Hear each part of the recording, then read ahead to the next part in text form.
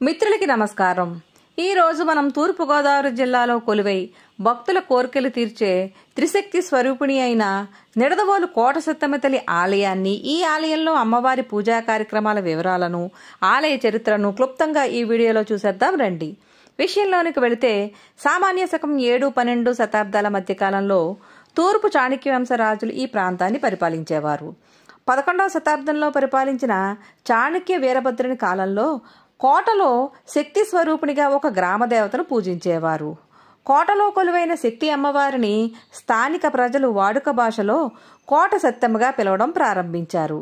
ఈ అమ్మవారికి సంబంధించిన శాసనాలు ఆలయ గోడలపై నేటికి ఉన్నాయి. ఈ ఆలయం గురించి తెలుసుకున్నప్పుడు నాకు తెలిసిన ఇంకొక విషయం ఏంటంటే, కాకతీయుల మహారాణి రాణి రుద్రమదేవి నిడదవోలు చాణక్య సామంతరాజు అయిన వీరభద్రుణ్ణే వివాహం చేసుకున్నారట. అయితే కాలక్రమేణా కోటలు, రాజులు కనుమరుగైపోయి వరదలు కారణంగా ఈ ఆలయం శిథిలమైపోయి క్రమంగా కనుమరుగైపోయింది. తిరిగి 1934వ సంవత్సరంలో మార్గశిర పౌర్ణమి రోజున శ్రీ దేవులపల్లి రామ్మూర్తి శాస్త్రి గారి పొలం దున్నుతూ ఉన్నప్పుడు ఈ విగ్రహం బయటపడిందట. ఆ విగ్రహం ఎలా ఉంటుందో తెలుసా? 10 అడుగుల ఎత్తులో శంకు, చక్ర, గద, యజ్ఞోపవేతాన్ని ధరించి అభయహస్త ముద్రలో అమ్మవారు అందంగా నవ్వుతూ ఉండే అరుదైన విగ్రహం బయటపడింది. ఆ రోజు రాత్రే శాస్త్రి గారి కలలో అమ్మవారు కనిపించి ఆలయాన్ని నిర్మించమని ఆదేశించారట. దాంతో 1935లో భక్తుల సహకారంతో దేవులపల్లి వారి కుటుంబం అమ్మవారికి ఆలయాన్ని నిర్మించారు. ఆ తర్వాత ఆంధ్రప్రదేశ్ దేవాదాయ ధర్మాదాయ శాఖ ఈ ఆలయ నిర్వహణని, ఆలయాన్ని అభివృద్ధి చేస్తూ ఉన్న నేటికి ఫౌండర్ మెంబర్స్గా ఆ కుటుంబం వారే కొనసాగుతున్నారు. ఈ ఆలయానికి ఎక్కువగా సంతానం లేనివారు, వివాహం ఆలస్యం అవుతున్నవారు, తలపెట్టిన పనులు సవ్యంగా జరగాలని కోరుకునేవారు ఎక్కువగా వస్తారు. ఇవే కాకుండా కార్లు, మోటార్ సైకిళ్లు, లారీలు వంటి కొత్త వాహనాలు కొనుగోలు చేసేవాళ్ళు కూడా మొట్టమొదటిసారిగా ఈ ఆలయానికే వచ్చి పూజలు చేయిస్తూ ఉంటారు. భక్తుల కోరికలు తీరితే తల నీలాలను కూడా ఈ ఆలయంలో సమర్పిస్తారు. ఇక మనం ఆలయం లోపలికి వెళ్తూ ఉంటే ఆలయం ఎత్తైన రాజగోపురంతో స్వాగతిస్తూ ఉంటుంది. ఆలయం లోపలికి వెళితే ఎదురుగా ఎత్తైన ధ్వజస్తంభం కనిపిస్తుంది. ధ్వజస్తంభం ప్రక్కనే వినాయకుడు కొలువై ఉన్నారు.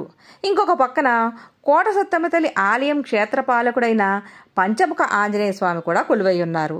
ఇవన్నీ దాటి ఆలయం లోపలికి వెళుతూ ఉంటే ఎంట్రన్స్ లోనే పూజా టికెట్ల కౌంటర్ ఉంటుంది. గర్భాలయం లోపలికి నేరుగా వెళ్లాలనుకుంటే మనిషికి 20 రూపాయలు టికెట్ తీసుకోవాలి.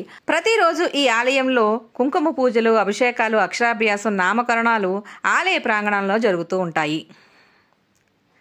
ఆలయంలో ఉండే అమ్మవారిని త్రిశక్తి స్వరూపిణి అని చెప్పుకున్నాం కదా, అది ఎలాగో తెలుసుకుందాం.